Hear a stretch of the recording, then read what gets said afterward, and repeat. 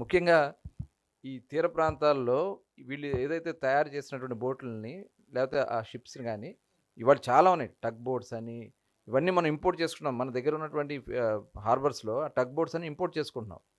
లేకపోతే వేరే వేరే రకరకాల వెసల్స్ వచ్చినాయి. అవన్నీ కూడా తయారైనటువంటి వెసల్‌ని వాటర్‌లోకి దింపాలంటే ఏదో క్రిక్ కనెక్టివిటీ కావాలి. ఆ క్రీక్ ఇదే ఉందక్కడ. కాబట్టి ఆ క్రీక్ కనెక్టివిటీ చేయటానికి 7 ఎకరాల 22 ఎకరాల నుంచి అనుసంధానం చేయడానికి అది వాళ్ళు ఒక మ్యాప్ తయారు చేసి ఇస్తారు. అదొక ప్లానింగ్ అది. క్రీక్ లేనప్పుడు ఇక బోట్లు తీసి ఎక్కడ పెట్టుకుంటారు? కాబట్టి వాళ్ళు రాయటానికి కూడా ఒక ఆలోచన ఉండాలి. కాకపోతే ఇది అక్కడ ఉన్నటువంటి ఫిషర్‌మెన్‌కి ఎటువంటి ఇబ్బంది రాకుండా మట్టుకు చేస్తారు. అలాగే ఇవాళ పెరుగుతున్నటువంటి పోర్ట్స్ వల్ల గానీ, పెరుగుతున్నటువంటి ఇంటర్నేషనల్ ఏదైతే ఉన్నాయో దానివల్ల నిఘా కూడా మనం పెంచుకోవాల్సినటువంటి అవసరం ఉంది. నిఘా వ్యవస్థను కట్టుదిట్టం చేయాలంటే ఇలాంటి ఏదైతే షిప్ యార్డ్స్ వచ్చినప్పుడు ఆళ్ళు ఆ టెక్నాలజీని ఉపయోగించి ఏఐ ఏదైతే ఉందో ఇవన్నీ కూడా మనం ఉపయోగించుకోకపోతే రేపు భవిష్యత్తులో జరుగుతున్నటువంటి ఏదైనా జరగరాని సంఘటనలు జరిగినప్పుడు నిఘా వ్యవస్థ చాలా ఇంపార్టెంట్. మొన్న కూడా మనం చూసాం కొన్ని సందర్భాలు.